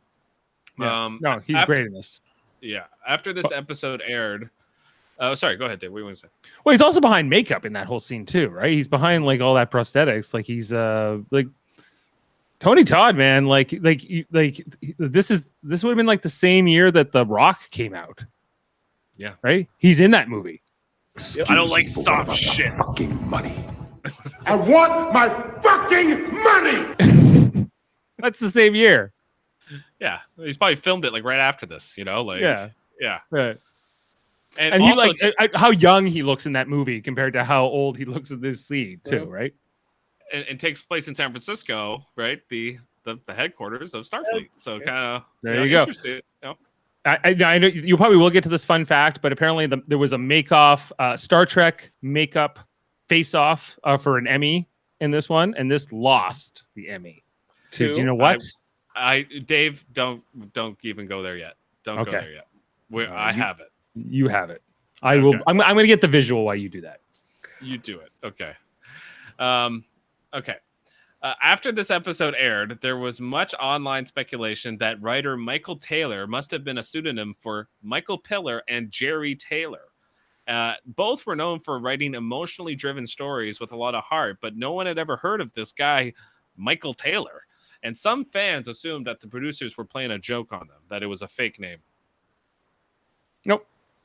Nope, it's a real dude. Okay. Kira wears a new uniform from this episode onward. Dave, you're all about the uniforms. The shoulder pads of the old uniform have been reduced and the neck opened. The color. Hold on. Yeah, you didn't notice that? I can't believe you didn't mention it because he hates the shoulder pads. The color. I didn't realize that this was the very first time though. Yeah, that's your favorite Kira uniform, right, Dave? This is the superior. This is the premier Kira thing. Yes, that old Bajoran uniform, that ugly Bajoran uniform is gone. Thanks for pointing that out, Jeff. Thanks. Whew. All right. Show will be better from here on. Leave it up for a second because I have 1 sec. The color is also a little darker, and Kira now wears high heels. According to costume designer Robert Blackman, the new outfit was, quote, more body conscious. However, although actress Nana Visitor loved it, it wasn't popular among all of the fans, and it gave rise to an internet campaign to return the old uniform. No! For fear that this one was an effort to turn Kira into a, quote, Baywatch babe. What? Oh my god. Like it's definitely like the other one is so it's so militant looking with those huge friggin' shoulders. We were talking about it in season 3, the size, these massive shoulder pads she was wearing, right? And like, yes, this one is more like form fitting, but I don't think it's like it's meant to be like a Baywatch, like it's overly sexified or anything. Yeah, like it's I the high heels is not important to me one way or the other, but it's just I think it's a the other uniform it looked uncomfortable more than anything.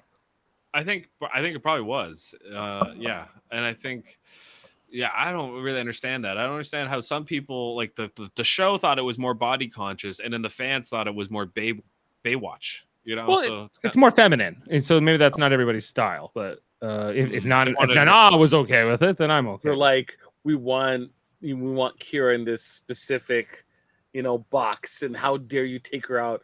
You're treating her like she's some Baywatch floozy now. All of a sudden. Like some of the actors, like Gates McFadden and they're dancers. They like certain types of outfits. And how dare you have comfortable clothes on a woman? How dare you? Yes. How dare you? That fully covers. Yeah. Okay. Ashley, do you have any comments on the uniform change here? I look at that cleavage. I think, you can see just right here. It's too much.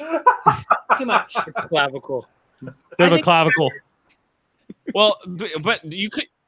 Okay, but what about like you can't see any of 7 of 9's cleavage, but everyone said that was like way too tight and was ridiculous. That was and it vacuum sealed. She was vacuum sealed. I think they're a little bit different, but this is not even close to 7's outfit. This doesn't look painted on her like it.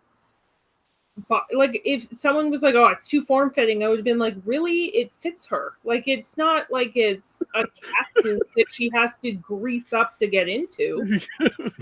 They have a cannon nearby to shoot her into the outfit like Jerry Ryan was. It's fine. Sure. It looks good. Right. I agree, but I agree, and I do think that a big reason why they did this was because like her uniform in the Mirror universe was kind of more like this. It kind of just like fit her better and made more sense. I think it's just the way she moves in that. I think also in her intendant uniform, like she has I don't know if Nana's a dancer background. I think she might be because she does have sort of this waviness to her when she moves around, and I feel like the other uniform with the shoulder pads and all this like grating and everything was always just like and Robocop-esque. Yeah, I am robot soldier woman, and so like everyone else looks natural and comfortable, and she's always like at attention, like ready to blow somebody's head off. Yeah. Okay, so here we go, Dave. This is your there's 2 things because your award is for makeup. Okay, the Emmy. The Emmy, sorry. But it was also nominated, Dave, for a Hugo Award this episode for Best Dramatic Presentation, which was won by the Babylon 5 episode, The Coming of Shadows. The Visitor was also up against Apollo 13, Toy Story, and 12 Monkeys, and Babylon 5 took them all down. What that's amazing. The Coming to Shadows is a great episode. What happened in the episode? It happens the Centauri Emperor. That's the one where he dies. He was going to create like the right, and then the shadows intervened. I don't want to spoil it all. Wait, hold on. Yeah, please don't spoil it all, David. I'm not going to watch it. I can't hear anymore. I might watch it one day. Don't tell me anymore. Dave, did you cry in that episode? That episode's deep. No. You didn't answer my question. Did you cry? No, it's not that kind of episode. Oh, it's not that kind of episode. It's not like an It's more of like it's more of like a suspenseful thriller episode. It's dramatic presentation. Jaemeel, did you cry during Apollo 13? No. Did you cry during Toy Story, the first one? No, God, no. Yeah. Devil's then Toy what about- Box, I did. And 12 Monkeys? No, I didn't. So I think the visitor should. I mean, yeah, Think whichever one. I've seen all of them except the Babylon 5 episode. And for me, if you're talking about best dramatic presentation, this episode holds up better than even those movies. Babylon do for me. 5 won due part to campaigning, which was done online. So they made an early use of the internet to get votes. Babylon 5. They went on the campaign, and Gerrymandering, I see. Yes. Okay, so what was the the makeup award for the Emmy, Dave? Was it for the same episode?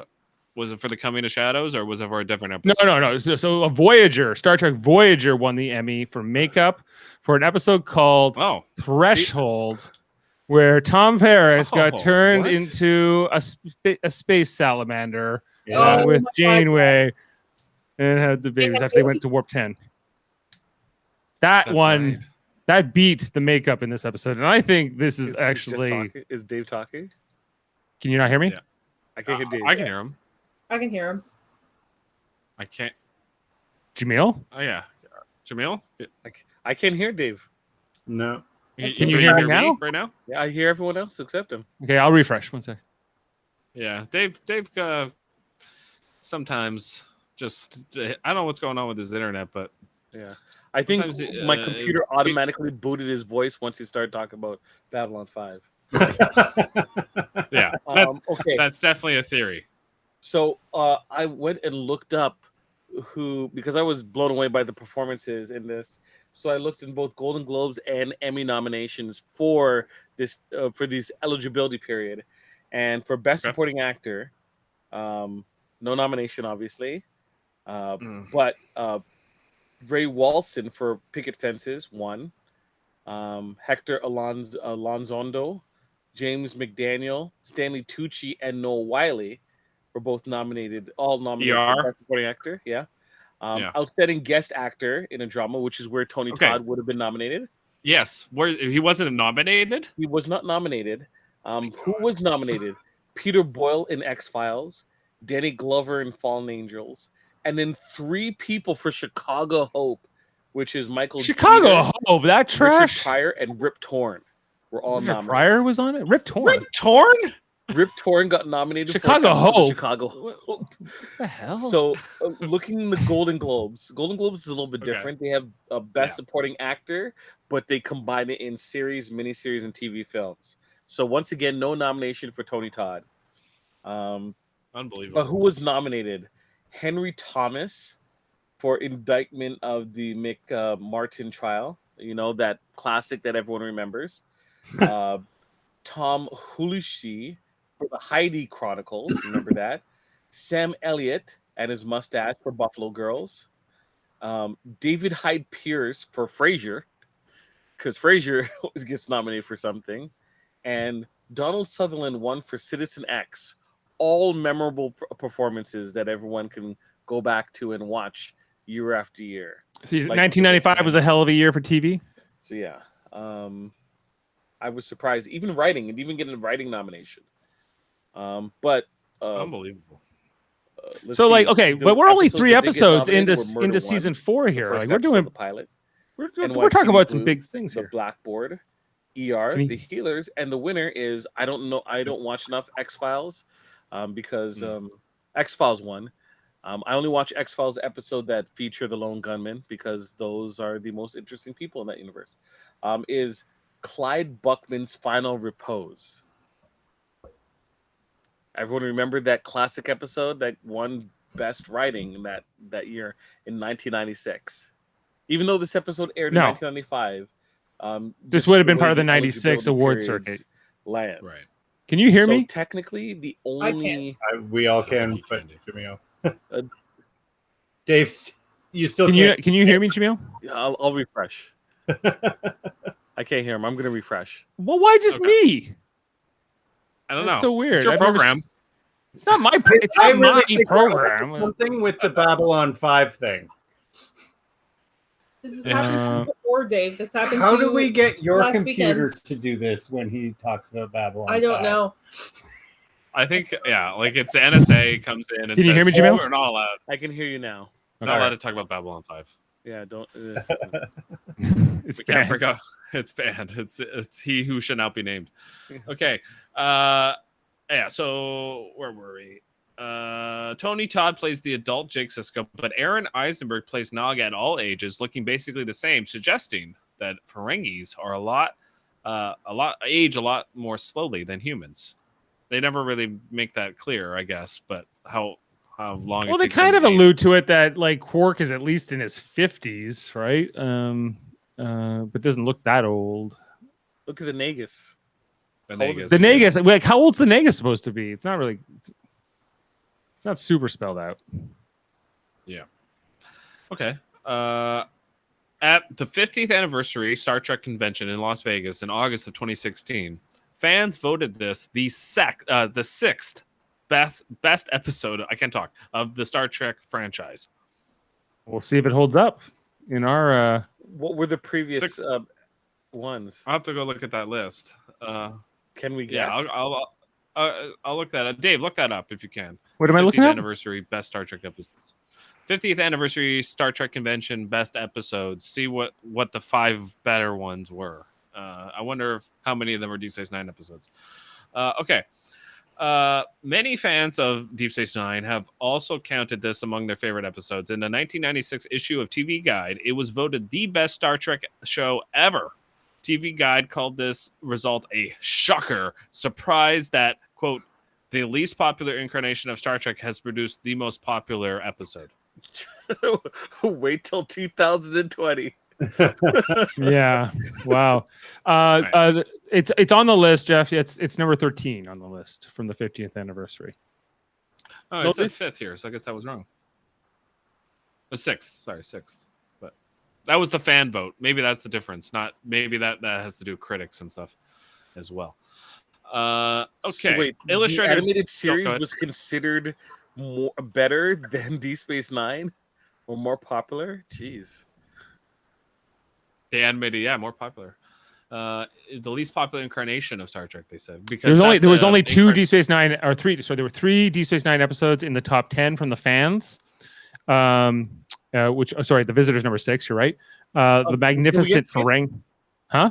We should guess. Oh, you want to guess the top 10? Well, Or what's up what's to ahead? 5. Is there an episode of Deep Space Nine ahead of in the top 5? Yes. Okay, There's how 2. many of them? There's 2? Okay. In the Pale Moonlight's one of them, Yeah. right?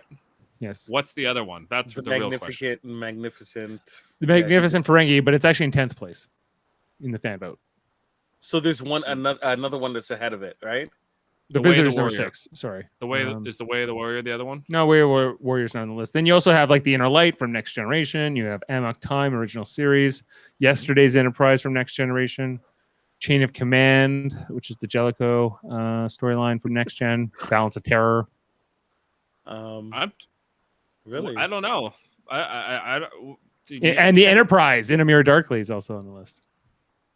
That's a good. Wait, I think in the that's top- I think in the like top 5? that's pandering. That's pandering to Enterprise. I feel like that was like Enterprise got like had to get a quota in there. They had to be in one episode in the list. I think that's a good episode. Great episode.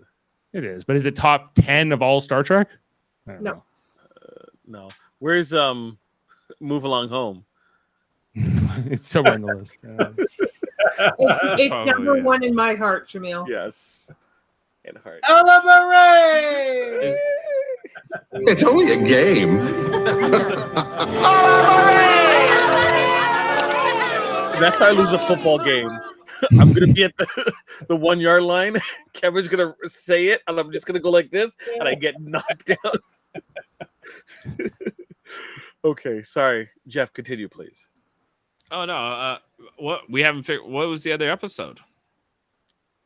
Oh, DS9, because there's 2. up in yeah, front of There was it. 3 episodes: The Visitor, the Magnificent Ferengi, and In the Pale Moonlight were the 3. Oh. So there was only 2. Oh, I ahead thought of there it. was another one ahead of on the top 5. Okay. No. Gotcha. Okay, so the character of Nog held the Starfleet ranks of commander and captain and commanded the USS Defiant NX-74205, outranking both Julian and Jadzia Dax, both of whom were lieutenant/lieutenant commander when Nog in the original timeline was only a cadet. So he really ran through the ranks. Did. Good from Nog. And this is a different. He had a very different career. This version of Nog.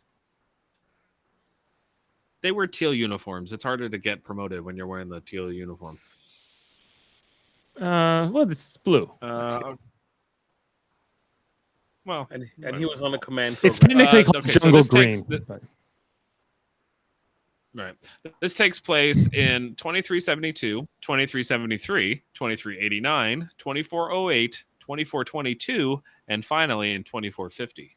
Correct. So we got 6 time different years that they go to in this episode. Melanie appears in the framing story of the Prophecy and Change anthology. I don't know what that means. Is that an anthology that they wrote? Or I have no idea what that is. Either a book or maybe I don't know. Or maybe they have like a DVD set that has like specific episodes that have, prophecies and changes and time travel and stuff.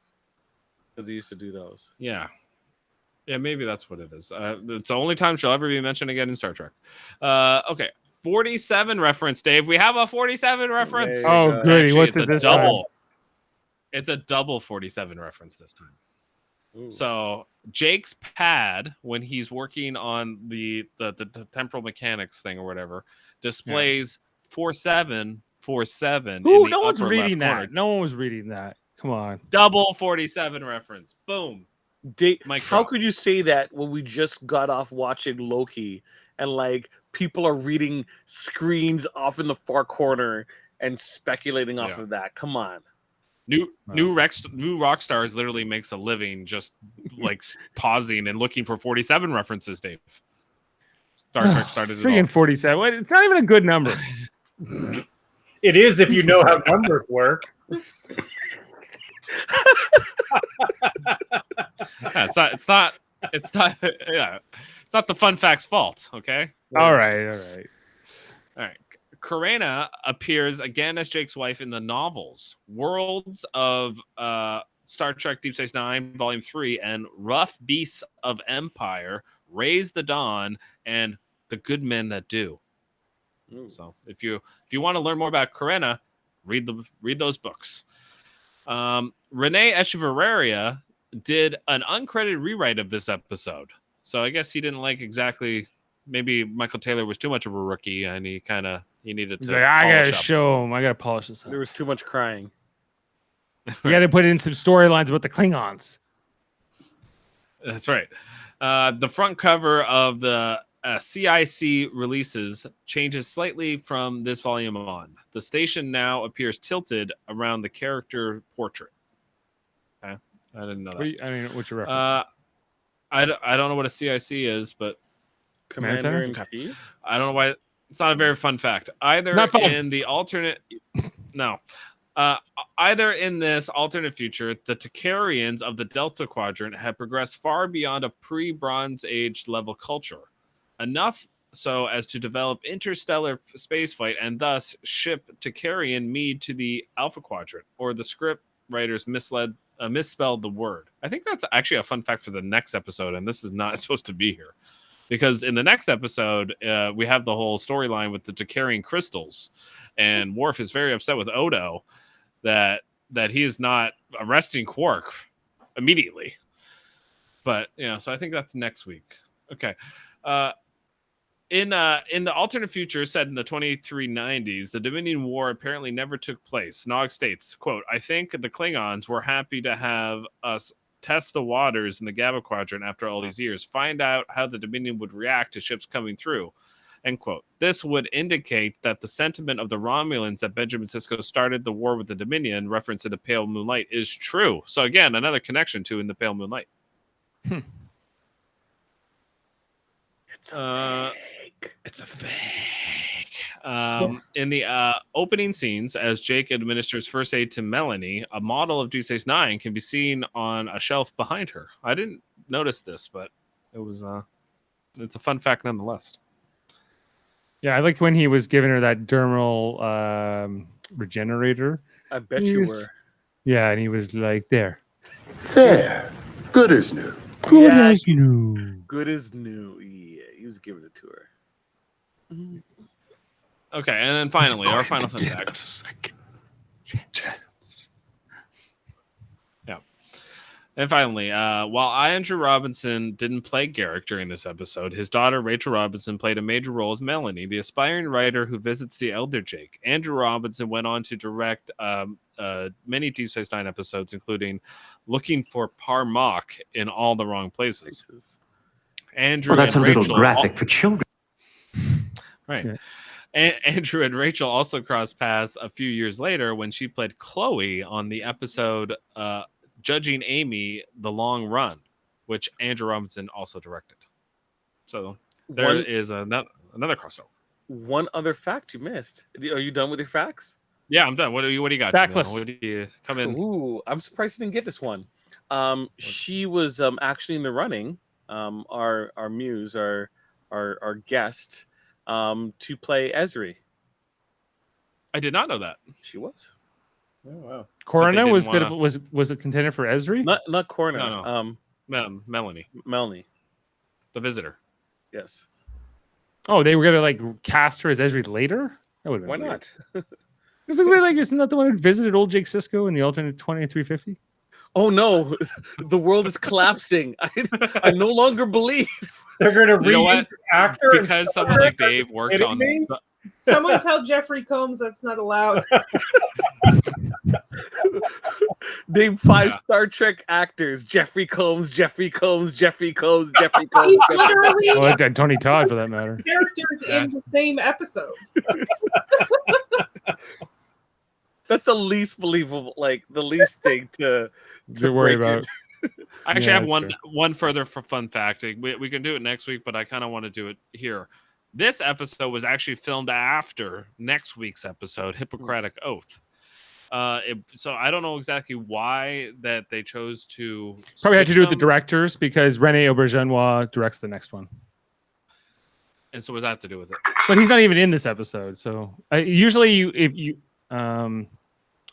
well, yeah, he wouldn't have to worry about directing this episode or being in this episode at all. So he could direct and act in the other one. It's just Yeah, you have more work to do when you're a director and an actor. It's kind of the short of it. Do you think Avery Brooks would have done like a different job with directing this episode, or you think it kind of would have ended up the same? Or I don't think they would have ever had him direct an episode he's in this much. Right. Yeah, that makes sense. Okay, well, that's it for fun facts. Dave, what do we have coming up on Live Long and Podcast, Super Mario Bros. Podcasting, and Trivial Debates? Well, ratings. We're going to rate this episode first. Oh, wait, I forgot the ratings. Yes, let's get to that. Ratings. Okay, Jeff, do you want to give us your rating for The Visitor?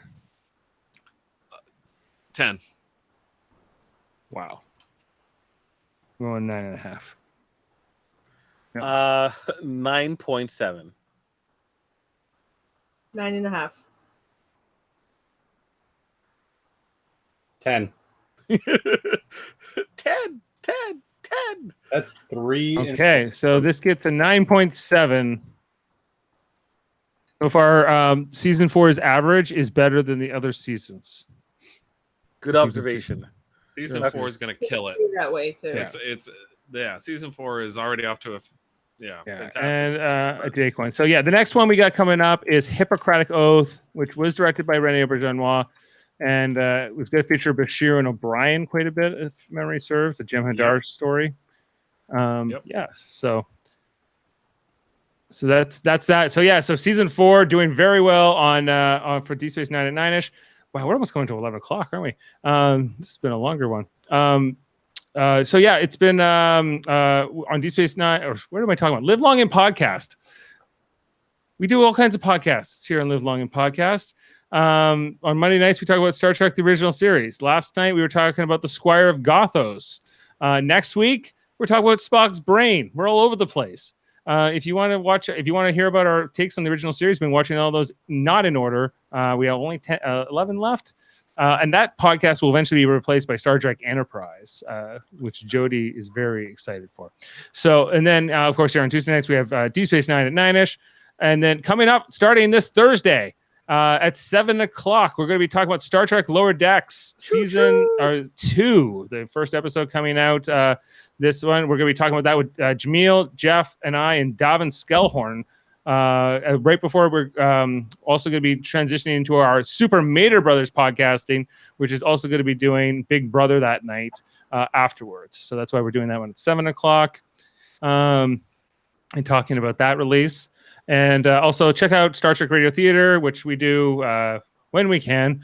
And it's we just did one not that long ago, Cause and Effect. We're going to be looking to do our next one in the future, and everything else we do in terms of Star Trek. Super Mater Brothers podcasting, as mentioned, doing Big Brother 23 3 times a week, Sundays, Wednesdays, and Thursdays, where we're back to back with our Lower Decks podcast. And then also we do Marvel Cinematic Universe and different content there. And also, Jaemeel, I hope you said yes to my message, because Trivial Debates coming up, our monthly channel where we argue about movies, TV, sports, and more. You can see here we now have our panel confirmed for Sunday, August 29th. Seymour versus Seymour? We got Seymour versus Mott. Oh, that's an anyone's game. I think I'm obligated to say yes. Yeah, I sent you a message earlier, and I was like, "Well, I'm making the poster for tonight. I hope if he doesn't want it." But so that we're looking for that. That will be our next installment. Check that out, and I think that's all of our content and channels and upcoming podcasts. Yep. For those wondering when we are going to do What If recap will be done at the end of its season, so that is until later in the year. So the next Marvel Cinematic Universe type of review that we're going to be doing is after Shang-Chi, which is in after the first week of September. And then we have Eternals coming up at some point too, right? Eternals is until November. Okay. Are we going to be doing Sony Universe stuff too, like Venom? I don't know. I saw that trailer. Should we do the Suicide Squad movie review? If you want to do a one-off on the Suicide Squad, I would love to talk about it. But are we going to review the trailer for the Eternal? What was the trailer request to review that we were asked to do? Oh, it was something like King. I didn't know what it was. It was like Jeff knew what it was. He thought it was hilarious. It was like Kingdom of Heaven or something. Oh, I know. I went and watched the trailer. Yeah, trailer reviews. Yeah, it's I don't know where I have that. I have that message somewhere, but yeah, we could do a trailer review. Maybe it'll take like 2 minutes. Oh sure, yeah. Okay, Super Mater Brothers podcasting. That's our channel where we talk about everything that's not Star Trek related, entertainment wise, or we're not arguing about it on a game show. So, and then check out Eamon Mater's podcast, fighting or talk about fighting games. They're continuing to broadcast episodes, and well as our cousin Davin Skellhorn, who has got Locutors of Trek, and he'll be joining us for Lower Decks as mentioned on Thursday night. Yes, Cute Wars of Trek. Cute Wars of Trek. I am the cutest of Borg. Yes. Also, Kevin was detailing information about the bread he just recently baked, and I'm elated. I want more details on it. What type of bread it was? How long did it bake? Was it moist? I'm making all kinds of bread. Bread? Ooh. Is that going on your Twitter? It's with a cheese sauce. Cheese sauce bread? Jeez. Yeah. What's going on in your Instagram, Kevin? Absolutely nothing. No? I've got one. TikTok? No? Are you posting all the things you're doing all over the world? And are you a blogger? Jeff, your microphone is on the wrong setting. It's quite the difference. Some of it gets posted by me, but my account is private. Yes. The other one is my. Oh, do you? Yeah. Jeff's other mic mode is Tony Todd. One sec.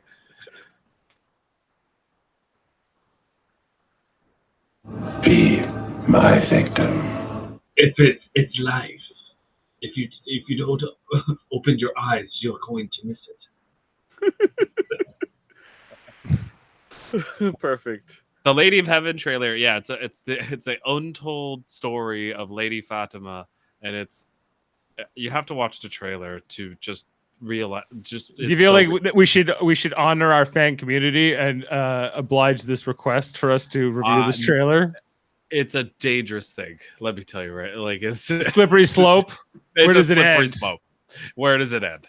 Are we a bunch of monkeys who just dance on command? No, we have. If you can get this episode to 200 views, we will review the trailer. Okay, 200. Yeah, get us 200 likes. Yeah. No, that's impossible. No, 200. Don't downgrade the show. Oh yeah. At 200, easy peasy. Easy. 5,000. Yeah. 5,000. I don't know. I'm just. Who can count? You know how numbers work, which I don't. How numbers work. We all know that. How many views did we get last week? 47. 47. Yeah, it's always 47. It's always 47. Or 2 47s. Or 48, if you know how numbers work. So. Okay, so it's coming up on 2 hours on this one, guys. I know this is one of our longest ones, and for an episode that's only 40 minutes long, we really broke it down. 44 minutes long. It is such a good episode. There's no skipping over any. You gotta savor every scene in this Tony Todd glory. And I'm awake for the entire episode. Yeah, and you're because it's what 8 o'clock for you right now. Yes. Yeah. I was. Where is he? Sorry, guys. It's the problem with the soundboard. I got these moments. I got these things that it was. Listen. Yeah, you go, guys. Wait. Listen, my brother needs to sleep. There's Derek F. He doesn't even know that because he hasn't seen the episode. But yeah, basically Derek F. is sleeping all over the house. Yeah, he's sleeping. Oh yeah, it's not as much of a spoiler. He's just always falling asleep. And then I was thinking he was just like sleeping, like the eyes closing on the podcast. And I was like, that's kind of true. He sleeps everywhere in the house. It's hilarious. They had a little moment for him, so that was cool. But check that out tomorrow when we break down Big Brother. Vito with Dave and Jaemeel and myself. We got a veto to talk about. Is a backdoor gonna happen? Maybe. I literally don't know. He doesn't know what's going on. He's out of the loop. Right. He doesn't know. Do you know who won HOH? Probably not. Does he know who's on the block? Probably not. So Jaemeel, he's gonna get caught up and he will have. Is Derek F sleeping? Yes. Yes, that we know. Okay, so join us next week, guys, DJ's Night at 9ish, when we cover Hippocratic Oath. It's a Bashir, kind of O'Brien must suffer episode. So, I mean, it's got a bit of both worlds, best of both worlds. All the good things come to an end. But can we go out on a Tony Todd clip here? Yeah, I think we should. Here, let's go out on one of the longer ones. Do you want a nice one or a funny one? Just whatever you think. And from all of us here at Live Longer Podcast, we say, listen to Tony Todd. I want my fucking money.